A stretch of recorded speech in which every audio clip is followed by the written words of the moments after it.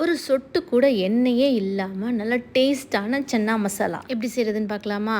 அதுக்காக ஒரு கப் சன்னாவை 8 மணி நேரம் ஊற வச்சுக்கோங்க.